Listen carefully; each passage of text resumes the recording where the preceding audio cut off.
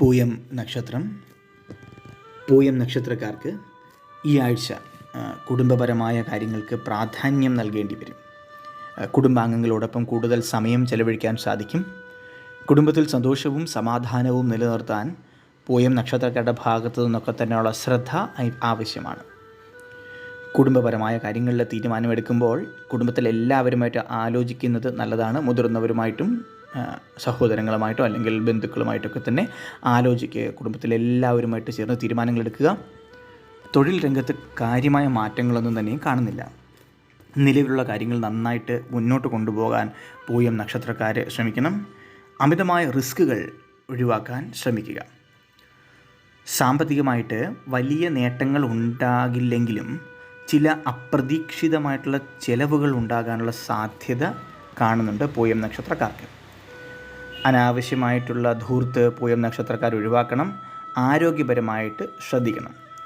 ദഹന സംബന്ധമായ പ്രശ്നങ്ങൾക്കുള്ള സാധ്യത കൊണ്ട് പഴകിയ ഭക്ഷണം ഒഴിവാക്കുകയും ശുദ്ധമായ ആഹാരം നന്നായിട്ട് ഭക്ഷണം പാകം ചെയ്ത നല്ല ഭക്ഷണം കഴിക്കാനുമൊക്കെ തന്നെ പൂയം നക്ഷത്രക്കാർ ശ്രമിക്കണം.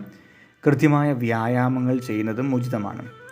വിദ്യാർത്ഥികൾക്ക് പഠനത്തിൽ സാധാരണ പോലെയുള്ളൊരാഴ്ചയായിരിക്കും. സാധാരണഗതിയിൽ മുന്നോട്ട് പോകുന്ന ഒരാഴ്ച.